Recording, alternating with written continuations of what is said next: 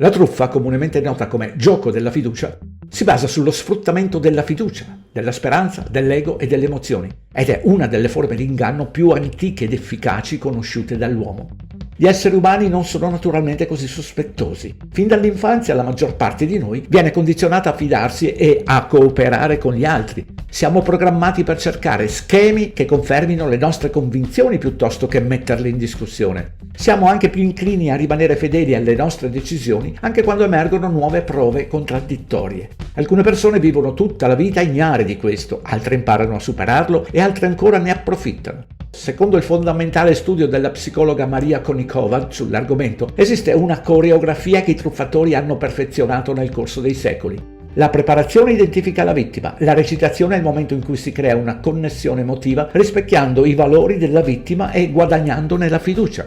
La corda, la storia, il persuasore e il crollo sono vari livelli di coinvolgimento emotivo della vittima, che inizia a convincersi da sola e a razionalizzare ogni dubbio che le possa sorgere. Il tocco è l'inganno finale, mentre la resa e la soluzione finale sono il momento in cui il truffatore si dilegua. Piuttosto che affrontare l'umiliazione, la vittima raramente denuncia l'accaduto. Il gioco della truffa spesso si avvale di partecipanti fittizi, noti come complici, per creare l'illusione della riprova sociale. Se altre persone partecipano, la truffa appare più legittima.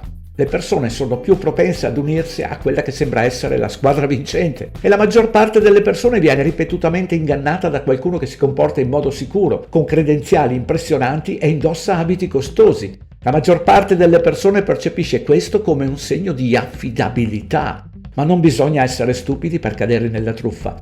Gli studi dimostrano che le vittime sono spesso persone di successo e con un alto livello di istruzione. Più la vittima è intelligente, più complessa sarà la sua capacità di razionalizzare i segnali d'allarme. I più vulnerabili alle truffe sono coloro che soffrono di stress, solitudine e isolamento. Il mentore di Donald Trump, Roy Cohn, lo aveva capito meglio di molti altri.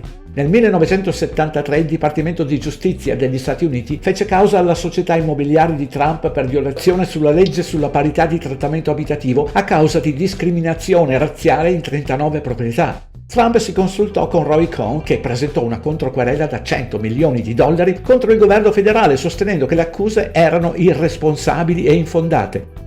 La controquerela fu respinta e i Trump persero, ma non ci fu alcuna ammissione di colpa.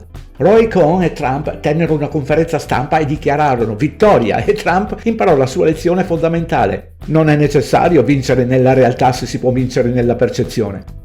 Dal 1973 al 1986, anno in cui Roy Cohn morì di AIDS a 59 anni, Trump e Cohn si sentirono 15-20 volte al giorno, ogni giorno. Cohn consigliò Trump su affari immobiliari, matrimonio e strategia mediatica. Le regole non scritte che Roy Cohn ha contribuito ad instillare nel carattere di Donald Trump sono: 1. Mai chiedere scusa, mai ammettere di aver sbagliato. 2. Contrattaccare sempre e colpire più duramente. 3. Usare il sistema legale come arma. 4. Manipolare i media. 5. Usare la paura sia come scudo che come spada. E 6. Costruire una fortezza di lealtà e punire la slealtà senza pietà. Il manuale di Cohn non ha funzionato solo con rivali in affari e giudici, ma è stato esteso per truffare milioni di persone. I meccanismi del gioco della fiducia sono gli stessi della propaganda di guerra a cui assistiamo oggi. Menzogne sicure di sé che dipingono i musulmani come esseri inferiori e meritevoli di violenza. Sotto stress la mente umana preferisce un bersaglio da incolpare ad una spiegazione complessa. E così il capro espiatorio non solo indirizza la rabbia verso il bersaglio desiderato, ma dà anche sollievo alle persone perché non devono più pensare, il che le porta a celebrare crudeltà che altrimenti troverebbero impensabili. Mark Twain disse una frase celebre: è più facile ingannare le persone che convincerle di essere state ingannate. L'umiltà è un superpotere che molti sembrano non comprendere. La truffa del rendiamo nuovamente grande l'America ha funzionato perché ci sono seri problemi sistematici nel governo degli Stati Uniti.